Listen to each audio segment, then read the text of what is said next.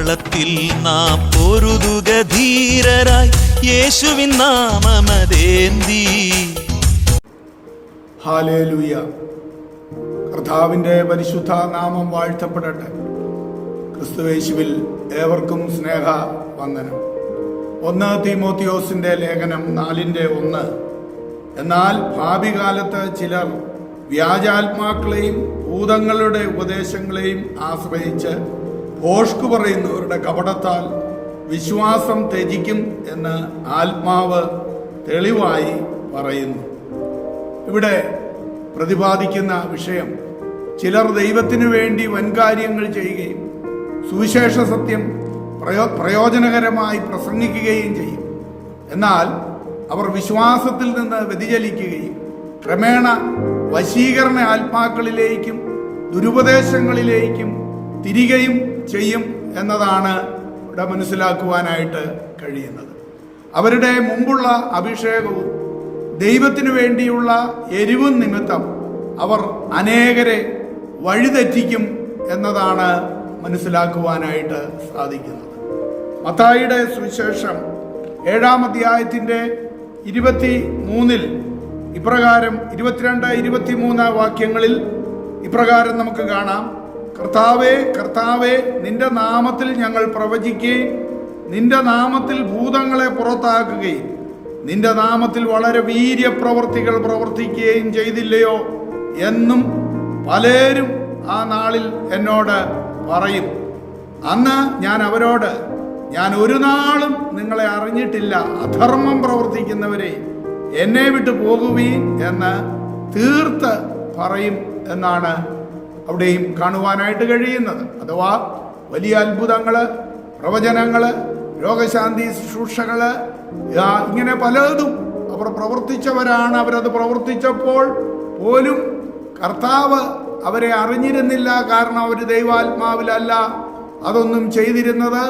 അതുകൊണ്ട് ഞാൻ നിങ്ങളെ അറിയുന്നില്ല എന്ന് പറഞ്ഞുകൊണ്ട് അവരെ, ആ അധർമ്മം പ്രവർത്തിച്ചവരെ ദൈവം തള്ളിക്കളയുന്നതാണ് നമുക്കവിടെ കാണുവാൻ കഴിയുന്നത്. 2 കൊരിന്ത്യ ലേഖനം 11-ന്റെ 14-15 വാക്യങ്ങളിൽ പൗലോസും ഈ കാര്യം ഓർമ്മപ്പെടുത്തുന്നു.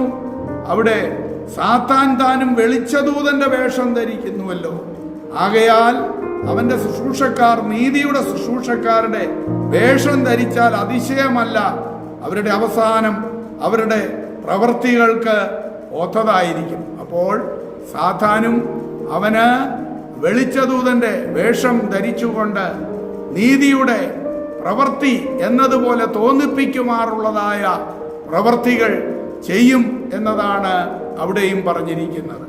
ഈ കാലഘട്ടത്തിൽ, ഈ അന്ത്യകാലഘട്ടത്തിൽ അതെല്ലാം വളരെ വർദ്ധിച്ചു വരുന്നതാണ് നമുക്ക് പലയിടങ്ങളിലും കാണുവാൻ കഴിയുന്നത്.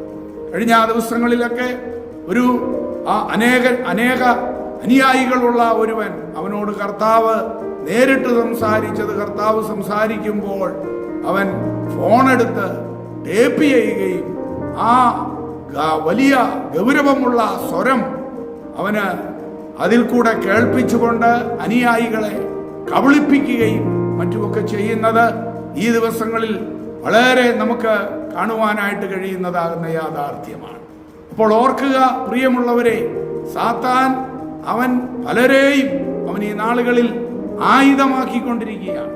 എന്നാൽ ദൈവത്തിൻ്റെ മക്കൾ വളരെ ശ്രദ്ധിച്ച് വളരെ ശോധന ചെയ്ത് വേണം, ഇത് ദൈവത്തിങ്കൽ നിന്നുള്ളതാണോ, ഈ കൂട്ടങ്ങളൊക്കെ ദൈവത്തിൻ്റെ വഴിയിലൂടെയാണോ മുൻപോട്ട് പോകുന്നത് എന്ന് പൂർണ്ണമായി ചിന്തിച്ച് മുൻപോട്ട് പോയില്ല എങ്കിൽ സാത്താന്യ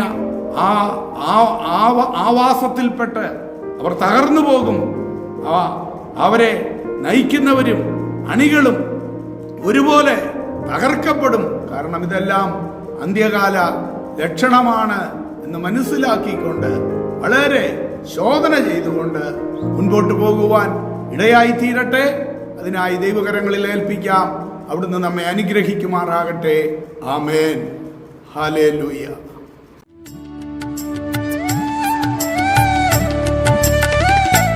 പരനേ വിശ്രാമനാട്ടിൽ ഞാൻ എത്തുവാൻ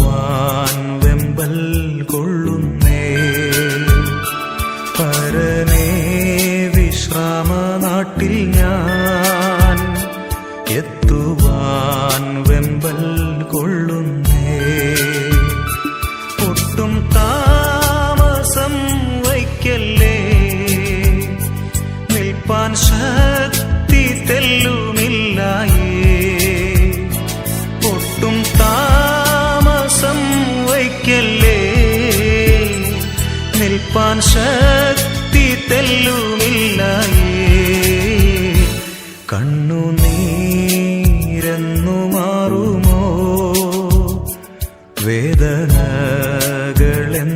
തീരുമോ?